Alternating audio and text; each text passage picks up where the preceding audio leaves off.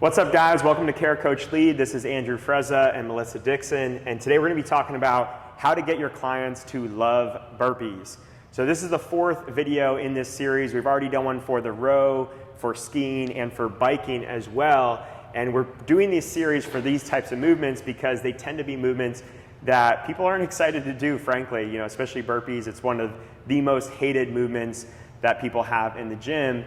And we find that if you can get better technique, more efficient technique, you can learn to love these movements. And I found that was exactly the case for me. For probably the first 6 or 7 years of doing CrossFit and this type of training, I really didn't like burpees. I kind of dreaded workouts that had big numbers of them. When they would show up in competitions or the open, they tended to be the workouts I didn't look forward to and I wouldn't get great scores on. But now I can honestly say I enjoy them and look forward to them in workouts. And it's little tweaks that I've made technique and efficiency wise over the last couple of years, even though I've always done them correctly, quote unquote. Today I want to share with you guys some of these efficiency things, some of these nuances that you can see in your athletes, you can help coach in your athletes to help them really enjoy them and get great at them. I'm the weirdo who's always loved burpees, but I would trade burpees and wall balls. Like if there's a wall ball workout, I'll trade it for burpees any day. So maybe our next video should be wall balls. Yeah, that's definitely in this category of movements of ones that people tend to hate. So let's talk a little bit about efficiency and what that means. So most of us understand efficiency as moving safely and an investment in our future, right? When we can move safely with good technique, it's keeping us injury-free, it's keeping us pain-free. So moving with good technique and moving efficiently is that investment in our future. What most coaches and clients miss, though, is that efficient movement is an investment that can pay off today in your performance in today's workout. So if we have a 20-minute workout that you're going to be doing burpees in, if you actually work a little harder in those first 5 minutes to move with good technique and move with efficient technique, you'll perform better in the last 15 minutes because you haven't wasted as much energy moving inefficiently in the beginning of that workout. So performance really hinges on your ability to move efficiently and with good technique, and a small amount of additional focus and not just kind of like turning your mind off and just going can really pay off dividends in the short term and the long term. Yeah, I want to challenge coaches to think of the investment that they're making within their client too, within their relationship of like asking this of your client is a little bit uncomfortable and hard when you know it's going to slow them down in the short term, but they're going to feel invested in the way that, 2 workouts from now too, even though they see a payoff now, then they're going to continue to see that payoff when they stick with it. They're going to feel fitter in their workouts. They're going to like smash a burpee workout one day that they never thought they would have showed up for and feel so confident in themselves. They're going to think about you caring for them and coaching them and making sure that they are getting more efficient and you are investing in that relationship with them. So they become longer term clients. They become, more money for your gyms, more money for your personal bank account if they're your personal client. So, those little things go a long way. Yeah, so let's talk about a few of these key things that we can look for and coach and correct to help improve our burpee efficiency. All right, so number 1 is just spending less time on the ground, okay? Letting gravity do most of the work and letting some of that kind of stretch reflex benefit us. And simply this is when we go down is going down at a decent enough speed with gravity, and then as soon as that chest hits, we're trying to spend as little time on the ground as possible. Show one more of that. So as soon as we hit the ground, we're right back up. There's no pause on the ground at all. And one thing I want you guys to know on burpees, this is true of other movements as well, is sometimes slower doesn't always mean conserving energy or being more efficient. So when someone gets tired in a workout, they might slow down their burpee pace because they're just so tired and they feel like that's all they can do. And what I found is that most people have a pace on burpees that is kind of like their ideal pace, and it's not that slow.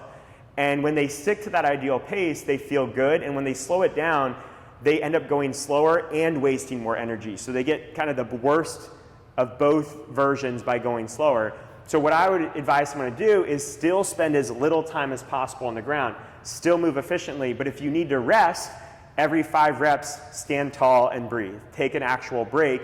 Don't just try to slow down your reps and keep moving, because you might actually just be wasting more energy by sitting on the ground and laying there.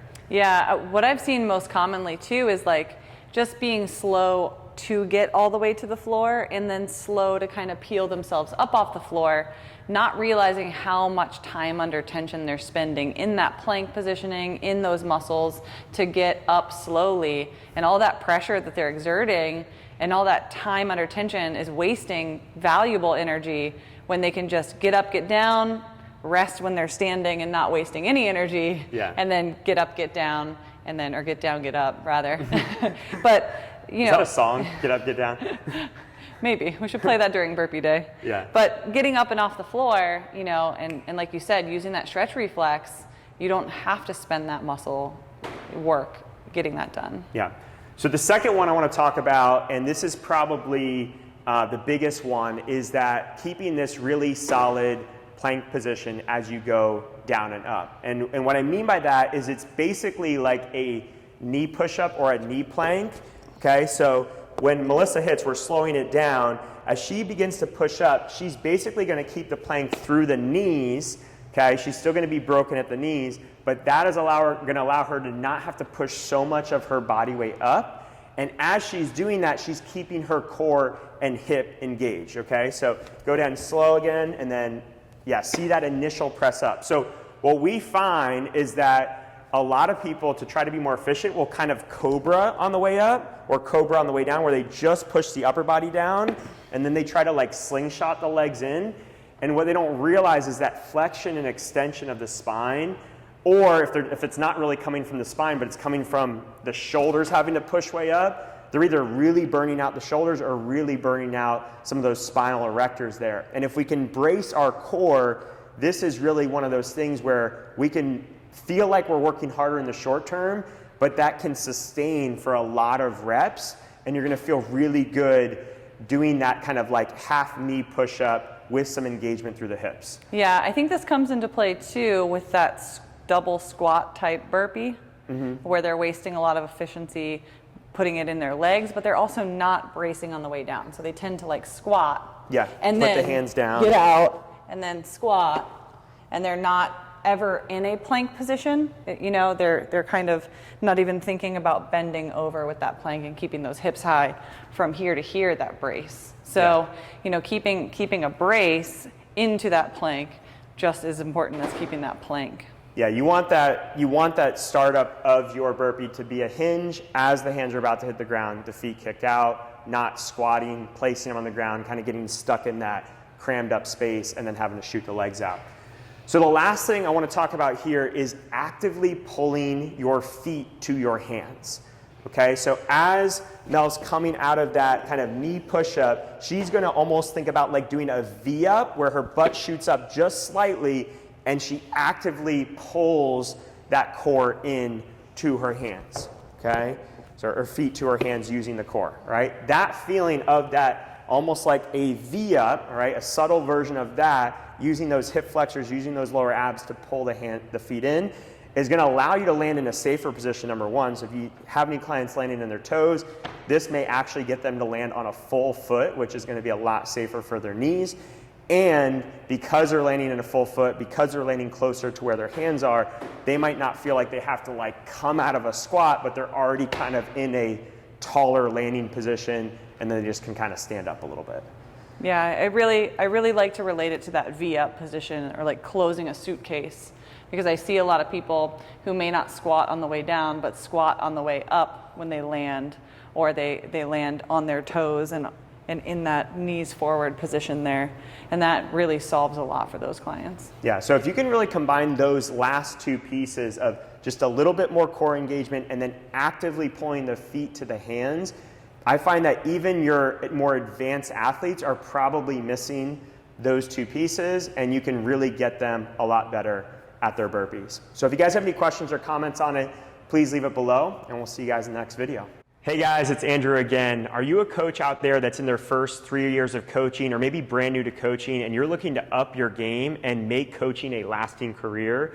Or are you a gym owner that has these coaches on your staff, or you're looking for a process and a system to develop and onboard a member that you want to bring on as a coach, or someone that you want to hire from out of state then we have the perfect system for you. So we're going to be launching our next cohort of the Rockstar Coaching Intensive. It's an amazing 12-week course with weekly calls, weekly content, weekly quizzes, and we're going to be able to mentor you guys and help you guys make coaching a career and live your calling. If you guys are interested, click on the link below. We'll be starting that next cohort soon, and I look forward to working with you guys in a nice one-on-one and group setting.